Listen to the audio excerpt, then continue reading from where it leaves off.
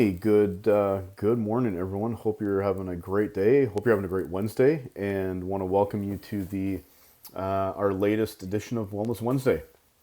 And very very excited about today's edition or episode. I've been working with Sports Management Worldwide for quite some time, approximately around 2006 when I took their baseball GM and scouting course. And long story short, Lynn and Liz Lashbrook from SMWW have been great help to me over my personal life and my professional career. So pleased to say that I'm currently enrolled again at SMWW, taking their baseball agent course. And you know what? Definitely opened my eyes to a different perspective on the side of sports.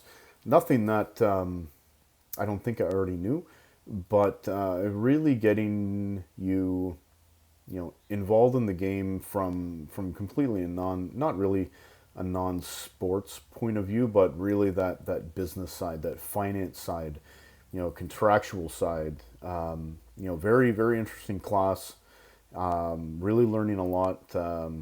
Specifically around the intricacies of the industry that we may not hear that much about. But part of the class was I have to have a informational interview with an agent, sports agent, and over the years, the GM's perspective, my business has really allowed me to speak with a lot of athletes and personalities who are doing great things on the field and off the field. And I was able to interview Jajuan Michael Harley, football player, collegiate professional, NFL, CFL, XFL, vast experience in athletics. Really knowledgeable of the game, very very smart person. And through our interviews, I've got to know Jawan on a personal side, on a professional side, and his aspirations and what he's trying to do, especially with fitness and wellness, mental health in the sports world. And very very excited to have a conversation with Jawan today. Really focusing on the contract side, the agent side of the business. So thank you for your time. I'm really looking forward to this. Hope you will too. At the conclusion, throw me a like, subscribe to our channel, because as I always say, it's if we're able to help one person who's watching this, that's what matters. And through this, if I'm able to provide someone with 1 hour of relief from anxiety or something that they're going through, then I've done my job. So thank you for your time. Have a great Wednesday, and we'll talk to you next week. Bye. Okay, here we go. All right. Okay, so hey, Jawan, thanks again for joining today. As I was saying, when I put the intro together, I was telling them about the agent course I'm in right now, and it's Sports Management Worldwide, and I've known Lynn and Liz Lashbrook for almost 15 years now. Wow. And part of the course, requires us to speak with an agent, with regards to contracts and that whole lifestyle. So the first person I thought of was you, based not just on your resume, but how you've negotiated like your own contracts for the majority of your career. And you know what, I think it'd be a great conversation for people looking to get into the industry, who are already in the industry, about what you've been going through, how you've navigated the scenarios. So really looking forward to this conversation. I don't want to take up too much of your time, so really appreciate this, sir. Thank you. Oh, thank you for having me. Like I said before, you give me a ring, send me an email, message, whatever. You ask for an interview, you got it. It's like I say, it's always great talking to you.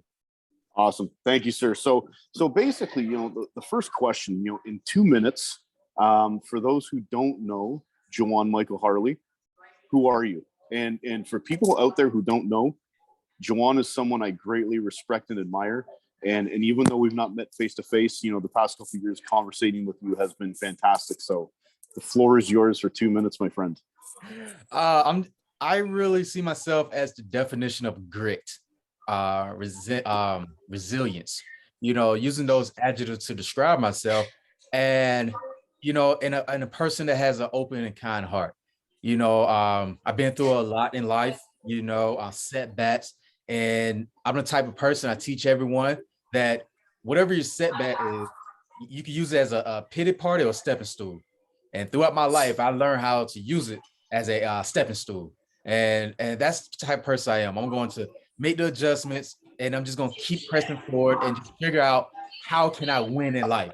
You know, Hmm. it's so much negativity in the world, and I'm just the type of person that whatever way I can spread some positivity, I'm going to find it and I'm going to share it. And that's who you're talking to right now. Awesome. I love it. That's 2 minutes, my friend. Thank you. So first question, you know what? Amongst other things, you're your own agent. So how does that happen? You're a top tier athlete, NFL, CFL, indoor football league, XFL. Negotiating contracts shouldn't be on your priority list, right? You should be worried about what you're doing on the field, eh? So how does that come about? What's the process for that? Like I tell everyone, it happened by not giving up on myself. All right. And that's one thing as an agent. And I'm not just talking about for myself, but representing someone. You never want to give up on your person, your client. You never want to do that. You want to show that no matter what, I'm fighting for you until you say, hey, it's time for me to hang up the cleats, time me to exit the field. That's the mentality I took on. Believe it or not, before I started doing it, I was watching Jerry Maguire. Yep.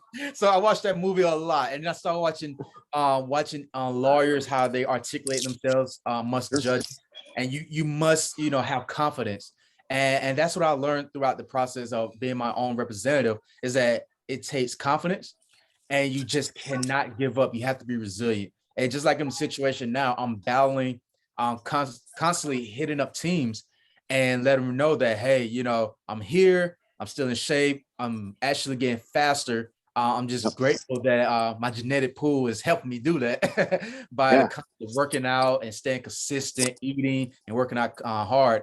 And that's what it takes for an agent. I'm being hard on myself, constantly pushing, and that's the same thing an agent would do for their client, working hard and constantly pushing them to the next level. Sure.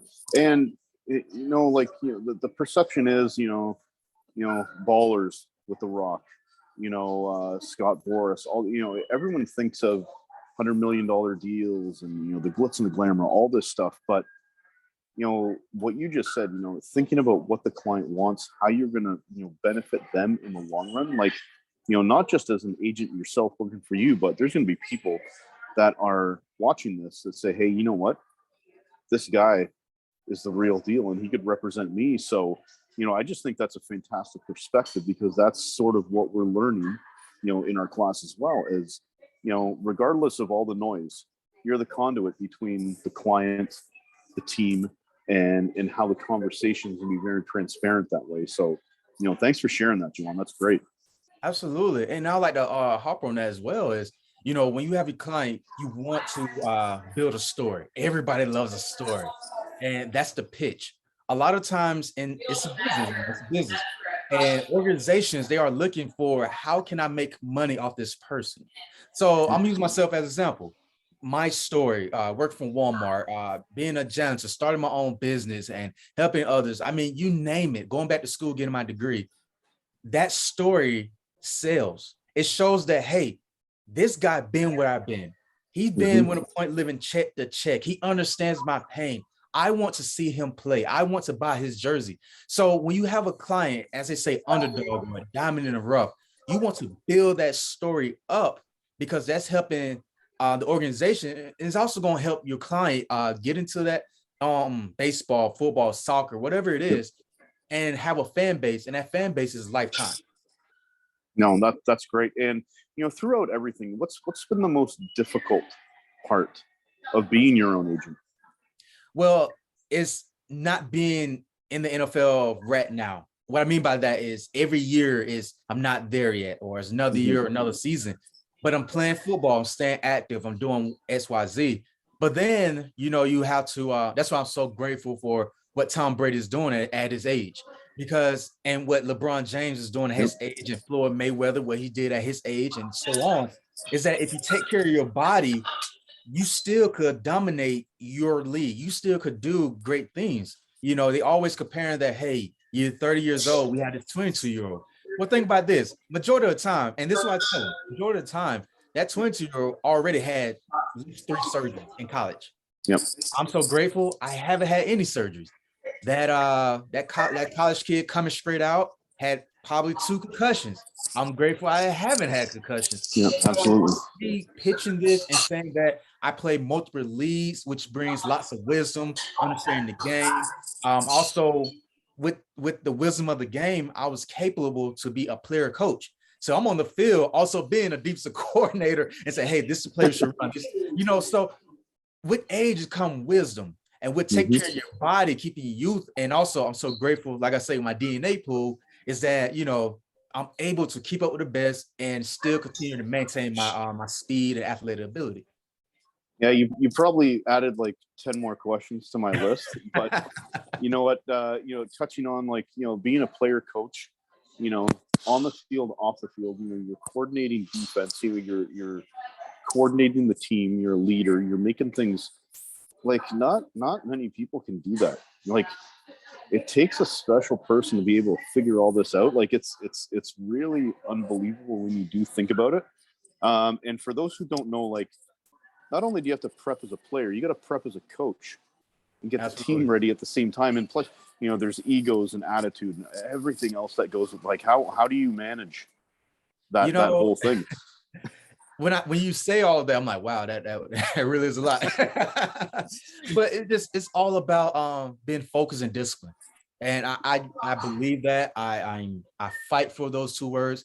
When you focus on something, this has to be done, and it will be done. It's going to get done. And when you discipline, you take the necessary steps to make sure that they get accomplished.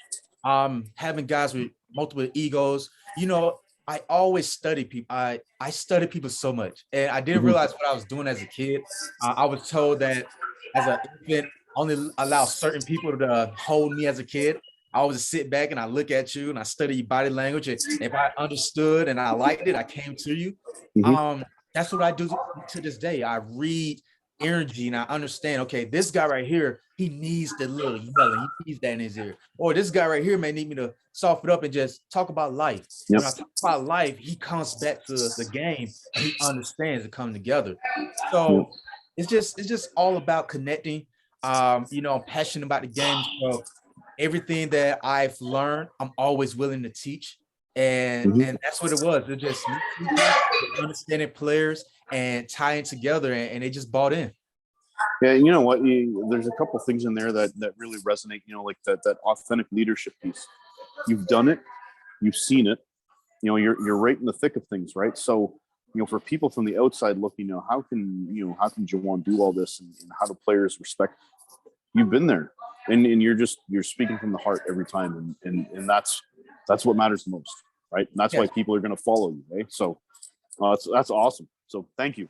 Yeah, honesty is key. I mean, any relationship, you don't want to always look at the athlete as a client. Eventually, they become family members, but it's all about honesty, And if you honest with anyone on any type of level in life, they would do things for you, and you would do things for them, and it just be mutual respect. Yep, and through the whole process, contracts, agents, lawyers, teams, what's been the most surprising part of all this? Either from a positive or a negative perspective. Well, it always comes down to like, for instance, I use an example. I was talking to some PR. See, I'm the type of person, if I don't know the answer, I'm either going to Google it, and I'm going to find someone who's in that field, and I'm going to find that answer, and I'm going to pick their brain for a little bit. And talking to some PRs, they was telling me that it was their client versus another client. Their client had all the talent, more talent than the person that the team signed. However, they was looking at the social media, how many followers, how many views, what do they bring to the table, what they're doing in the community, and XYZ. So, things like that, it plays a significant part. And that's what I found was difficult. And then you'll start seeing on my social media, it's a point now where you see every day you're gonna see videos. It's constantly posting and posting because I learned from that situation of them telling me this. And I'm like, okay, cool. I could do this and keep it going. So it's just little things like that that's kind of aggravating, but it's necessary to be done. Of course. And you know what? I see your posts that say, hey, late night call from NFL Scout, and you'll kind of show the picture, right, of who chatted with you, or a LinkedIn post of who viewed your profile. That's what it's about, right? There's more to sports and athletics than just what's on the field now, eh?